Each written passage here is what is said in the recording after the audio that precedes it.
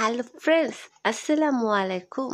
আজকে আপনাদের সাথে শেয়ার করব কমলা দিয়ে বাছাই জ্যাম জেলি কিভাবে তৈরি করা যায় খুব সহজভাবে।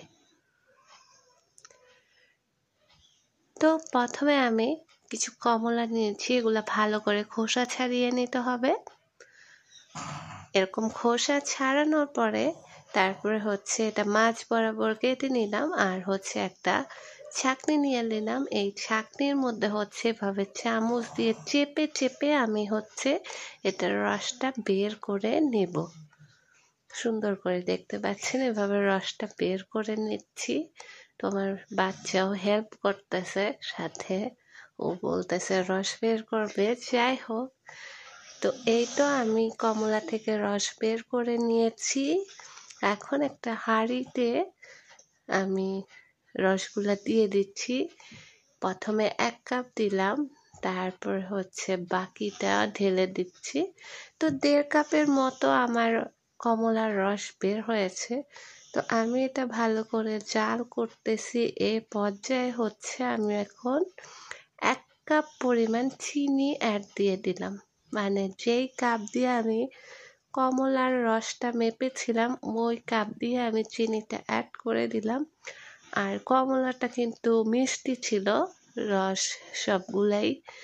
তো এই কারণে 1 কাপ দিয়েছি, এর বেশি পরিমাণ চিনির প্রয়োজন নাই। যাই হোক, আলহামদুলিল্লাহ এখন জাল করতেছি গরমভাবে।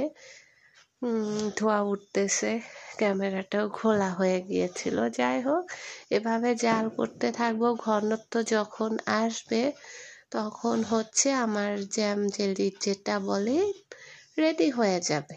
ঠিক আছে, ভিডিওটি ভালো লেগে থাকলে অবশ্যই ইউটিউব চ্যানেল থেকে যারা দেখতেছেন চ্যানেলটা সাবস্ক্রাইব করে দিয়ে পাশ থেকে বেল আইকনটা অন করে দিবেন, লাইক কমেন্ট শেয়ার করে দিবেন।